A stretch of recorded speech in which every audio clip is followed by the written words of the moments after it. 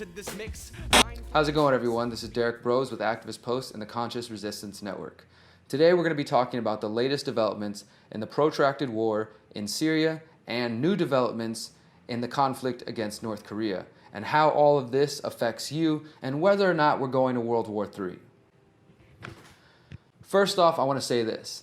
I am not an expert in geopolitical analysis.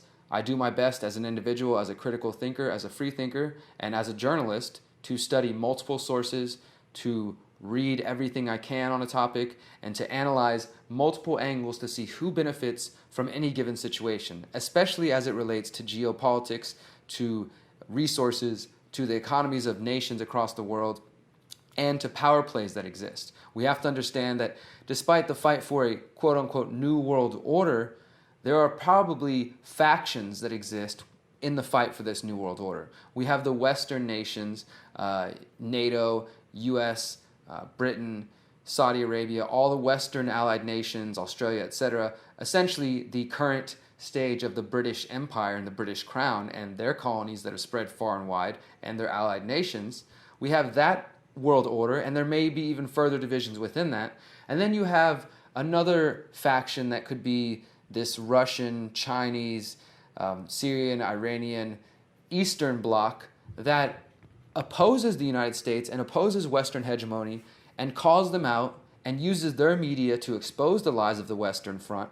But at the same time, I don't think that they're people who advocate freedom or who have the interest of the people on the ground level, you and I, at heart. These people are still tyrants, they're still statists, they are still working to promote their message, their ideas, and at the end of the day, I don't think it's going to be anything that benefits the people. So I want to get that out of the way. The ideas that I'm putting out there, they are not specifically only anti-Western, but they are also anti-Eastern in the sense that I'm not trying to say Putin or Assad are heroes. So let's get that out of the way, and let's try to look at this objectively. First off, we'll start with an article that I wrote for Activist Post called "Former Department of Defense Science Advisor Debunks Claim of Syrian Chemical Attacks." Now let's start with the beginning. For those who are unaware, who haven't been paying attention the last 4 years, there has been an ongoing civil war, as it is called by some, within Syria, where you have rebel groups who are fighting against Syrian President Bashar al-Assad. Now these rebel groups, which consist of groups like Al-Nusra Front, which is tied to Al-Qaeda, and other radical groups, some that have been tied to ISIS, and groups the U.S. says are terrorists, the U.S. is now funding these guys to try to get them to fight against Syrian President Bashar al-Assad. The U.S. says this is a legitimate uprising, it's random, it's not being stoked by them. But knowing the history, the Western history, the United States history, the CIA history of funding coups in other nations and of sponsoring state terrorism, we have to be skeptical of the claims. So again, once you start to look into the claims over the last few years, many people have pulled out evidence, including Department of Defense documents that show that the United States and other Western nations knew their interference in Iraq and Syria would lead to the rise of more extreme groups, and then that they could use those extreme groups to go and take out their enemies. So that's what we're seeing now, is a proxy war taking place within Syria, essentially an extension of the Cold War, where the United States and Russia are opposing each other through Syria, with the West saying, we're trying to help the rebels to stop the dictator, that horrible dictator Assad, and the Russians and other allies of Syria saying, the West is just trying to overthrow Assad, so we're going to try to actually fight ISIS. And you have Russia dropping bombs and trying to kill ISIS and get them out of the country, and accusing the West of really faking it and not actually trying to defeat them. So that's been going on for several years now.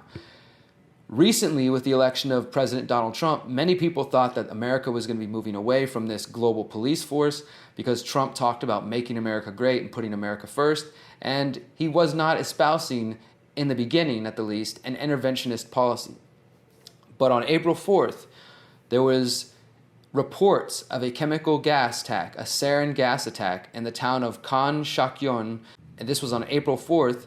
A chemical gas attack apparently killed 74 people and injured 557 people. Among these, babies. You saw the reports in the news, you saw Donald Trump saying, we saw those pictures of beautiful babies dying, and he crossed the red line, I have to do something now.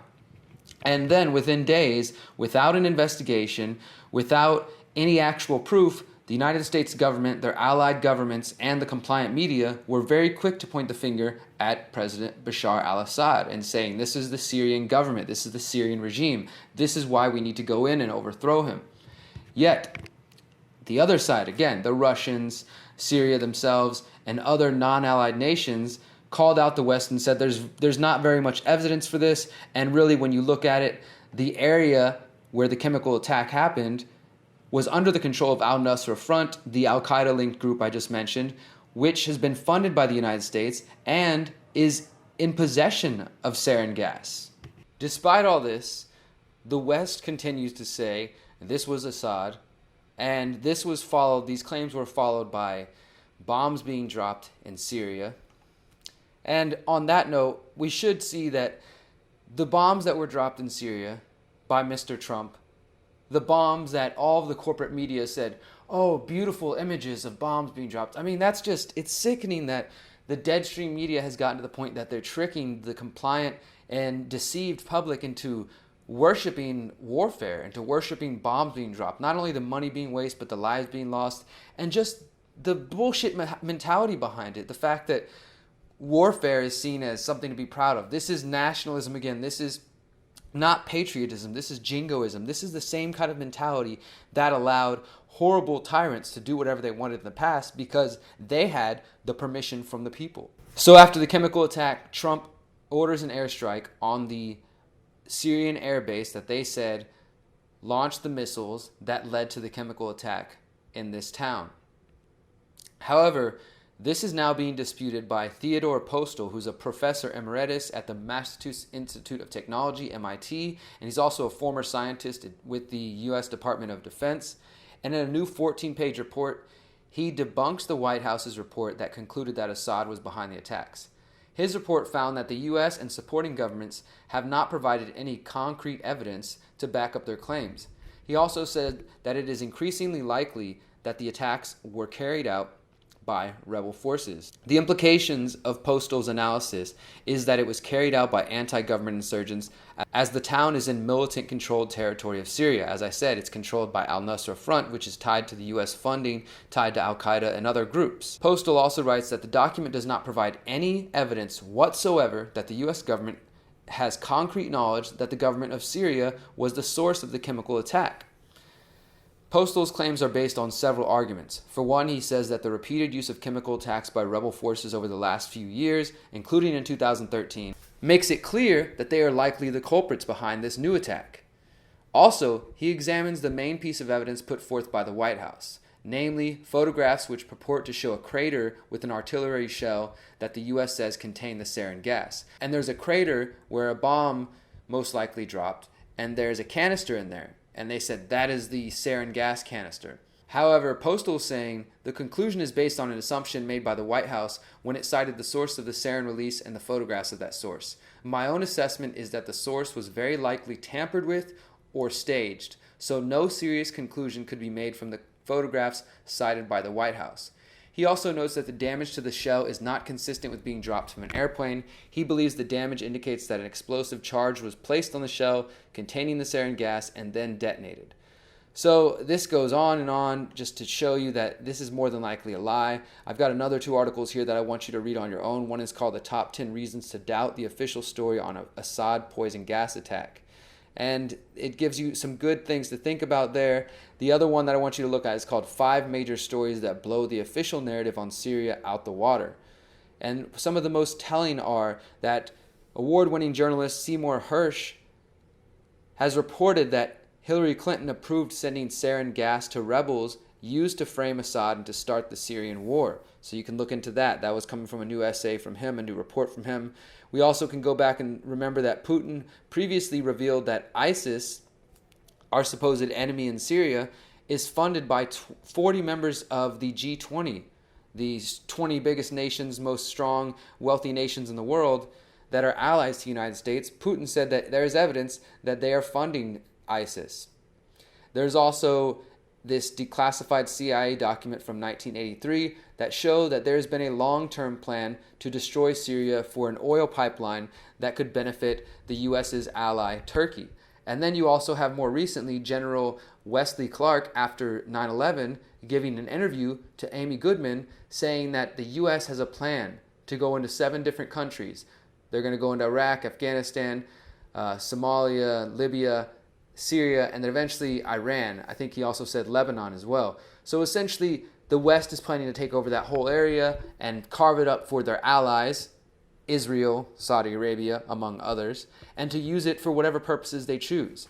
And you're being fed a lie that this is all about saving beautiful children, or this is just the latest stage of helping some rebels.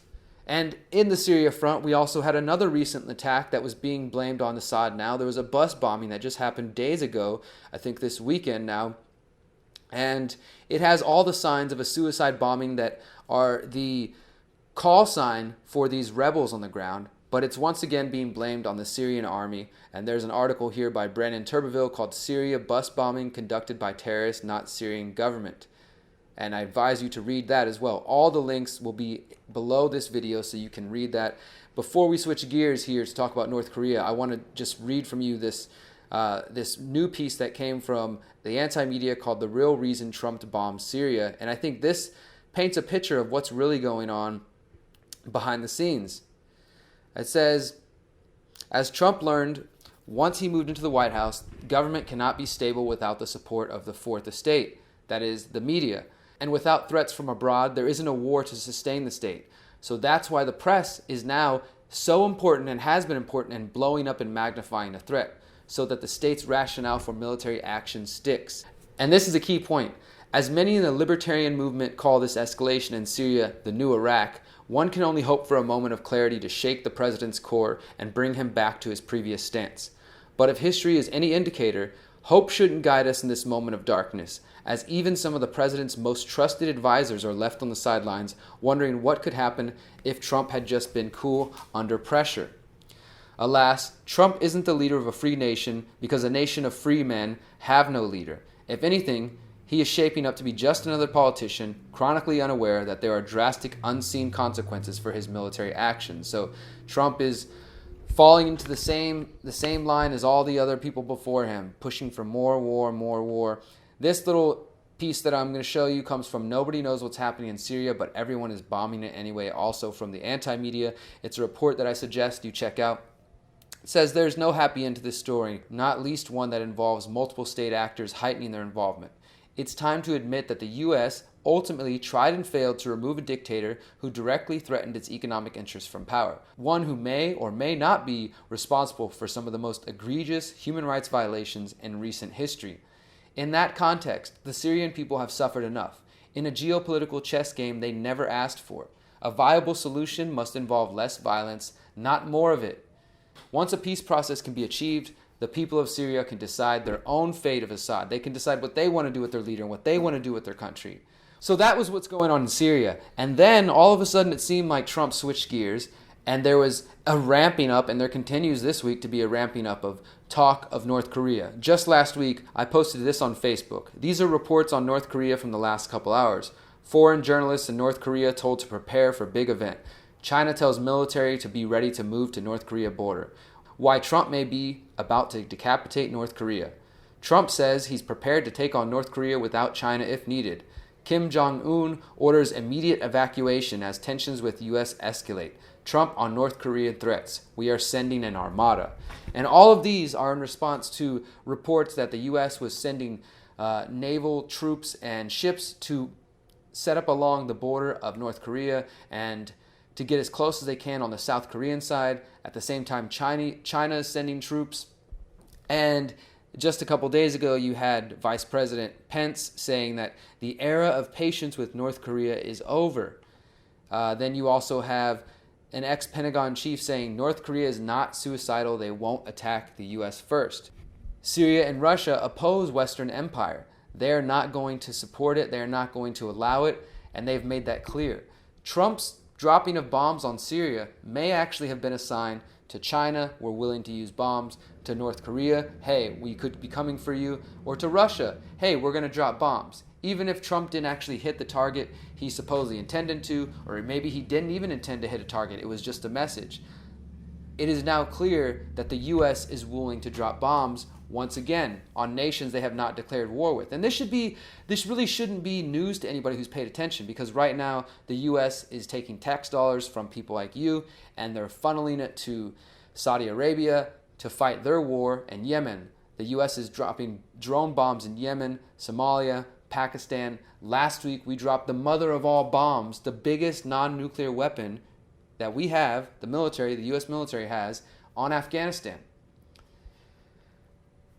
The increasing of reports about the danger of North Korea, I have trouble deciding whether or not these are legitimate and people should be concerned, that we should be buying our bunkers and buying our iodine so we don't die from nuclear war, or if this is just a part of this fear paradigm.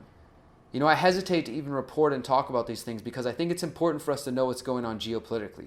We have to understand that there are false flags being pushed, there are lies being pushed by the Western media and the Eastern media. Most of these people do not have the common man and woman and human beings' interest at heart. They are only thinking about themselves, and we have to recognize that.